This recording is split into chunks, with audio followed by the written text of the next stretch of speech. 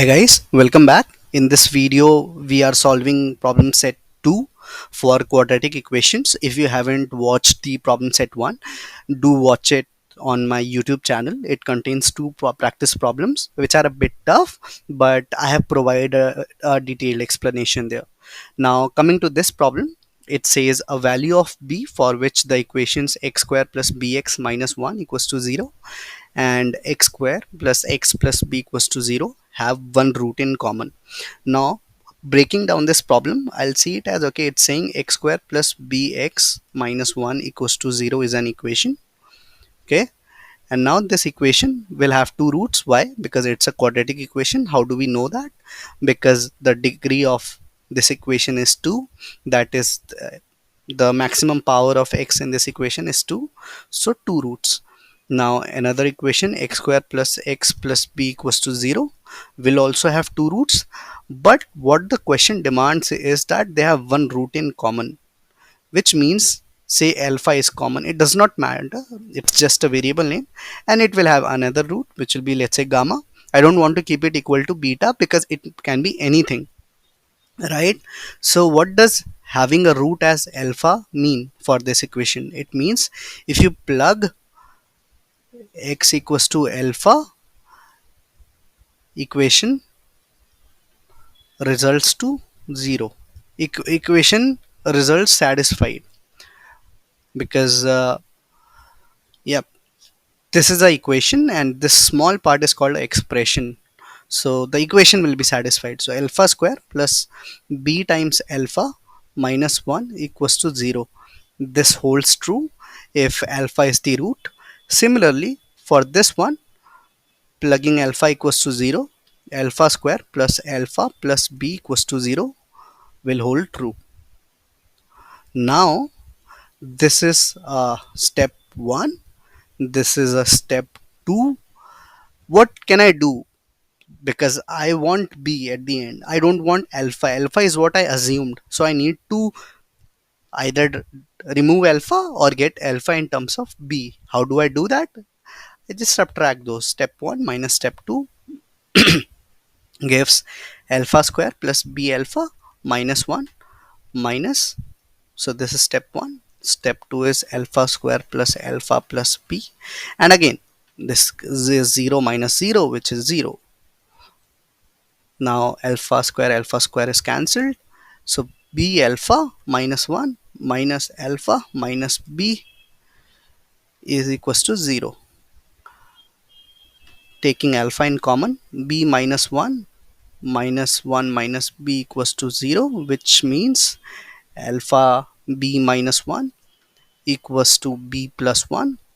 So alpha equals to b plus 1 upon b minus 1. Just a basic solution. Now alpha in terms of b, we have reached here. It is a very crucial step, reason being that we need to get b, and alpha is a term which we have coined but we don't want it.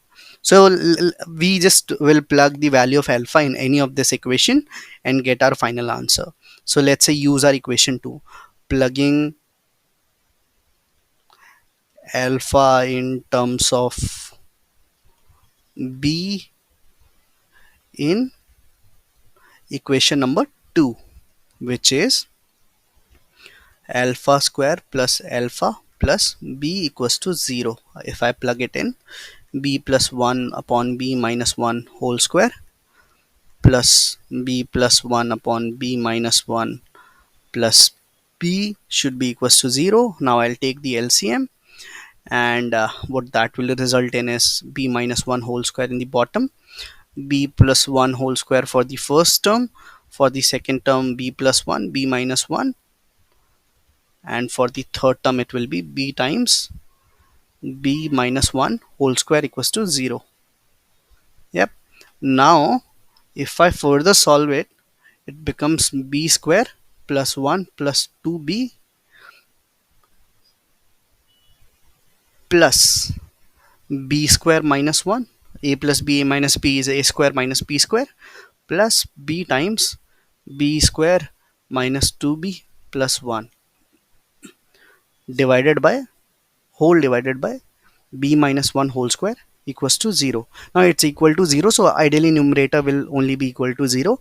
So I'll just bring this term to right side and it gets multiplied and becomes 0. So my numerator should be 0 to satisfy this, which means 2b square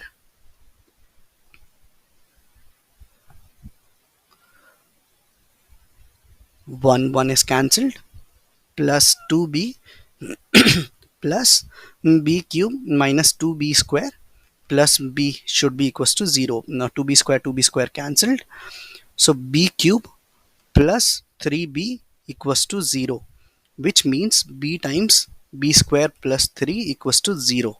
Now for this to hold, b can have three values: 0, minus root 3 iota, and root 3 iota. How do I get that? Again, b for some multiplication of two things to be equals to 0, either this thing is 0 or this thing is 0 or both are 0. So here one step will be either b equals to 0, which brings this one, or other step could be b square plus 3 equals to 0. So b square equals to minus 3, b equals to square root of minus 3 is equal to square root of 3 times minus 1 is equals to square root of 3 times square root of minus 1. This is iota. So again, b square equals to minus 3 means plus minus of both can be a plausible answer. So this results in minus root 3 iota and root 3 iota. So these three are the numbers which will satisfy the equation such that they'll have at least one common root. We can check it. Let's write the equation back again. X square plus bx minus 1 equals to 0. So x square plus bx minus 1 equals to 0, and the other equation is x square plus b equals to 0. X square plus x plus b equals to 0. Now you can just check it easily by putting b equals to 0. I'll do that. You can check the iota ones because they are tough ones. I'll leave it for you. If any doubt, please put it in the comments. So if plugging b equals to 0, I'll get x square minus 1 equals to 0 for the first one, x square plus x equals to 0 for the second one. For x, this equation, the root will be minus 1 and plus 1, and for this it will be 0 and minus 1. So minus 1 is a common root which our question asks for. So we can easily see that we have solved this problem, and the resultant value of b is either 0, or you can plug in b as minus root 3 iota, or you can plug in b as root 3 iota, which will solve this question. Now we'll move on to problem set number 2. So problem set says that if the product of the roots of the equation x square minus 3kx plus 2e square log k minus 1 equals to 0 is 7, then the roots are real for k equals to. It says a lot of things, but we need to break it down into simpler terms so it's easy for us to understand and solve. But before that, if you haven't liked the video, or if you haven't liked the channel, subscribe the channel, please go ahead and do that, because I'll be bringing a lot more quadratic equations and other mathematical topics problems as well, and I'll follow your comments too to get an idea what kind of problems shall I take. Now coming to this problem, x square minus 3kx plus 2e square log k minus 1 equals to 0. This is the equation. It's a complicated equation, but it's basically a quadratic equation. Why? Because degree of x, this equation is 2, so it's a quadratic equation. What that means is it has two roots, alpha and beta. Now what they are saying is that product of the roots is 7, that is alpha beta equals to 7. That's all. Now alpha beta equals to 7 means in a equation ax square plus bx plus c equals to 0, if alpha and beta are the roots, then alpha beta equals to c by a. As we have seen in the previous videos as well, we have used this property. So alpha beta equals to c upon a. Over here c is this big term, so here c equals to 2e square log k minus 1 and a is 1.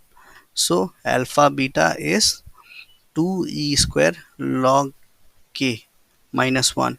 Now they are saying it to be equals to 7. So which means 2 times e square log k equals to 8. I'll just factorize this one.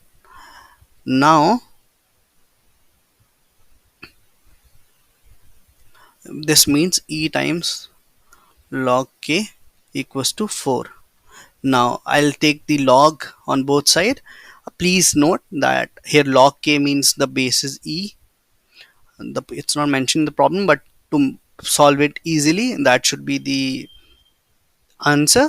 Otherwise you can take log base 10 as well, that will make it a complex answer, but it's a simple problem, so let's keep it a bit convenient. So taking the log on both sides, we get log of e times 2 log k equals to log of 4.